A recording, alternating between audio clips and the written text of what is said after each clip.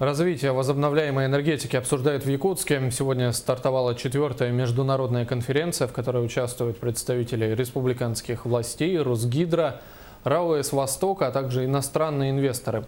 Уже подписаны первые соглашения о сотрудничестве, передает Павел Танин. Более 350 делегатов прибыло в Якутск, чтобы принять участие в работе конференции. Участники обсудят приоритеты и перспективы развития возобновляемых источников энергии и локальной энергетики, нормативное регулирование, меры господдержки и многое другое. Затронут и тему перекрестного субсидирования в Якутии, решение о ликвидации которого приняло правительство России. В бюджете Российской Федерации и в региональном бюджете будут выделены определенные денежные средства на ликвидацию вот этой перекрестки.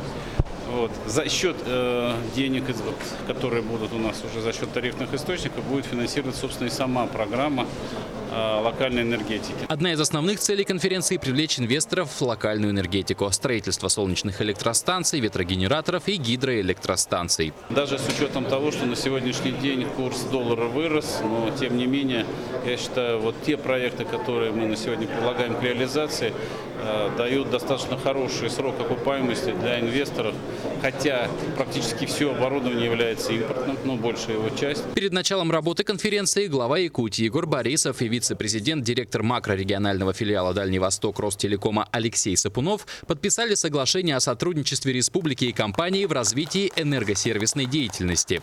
Мы сегодня подписываем соглашение между Ростелекомом и Республикой Саха-Якутия именно в вопросах экономии энергии.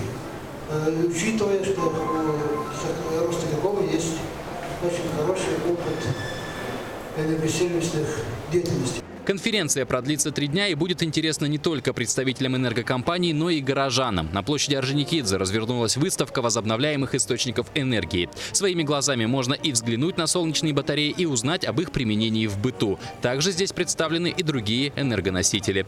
Павел Танин, Иван Семенов, НВК «Саха», Якутск.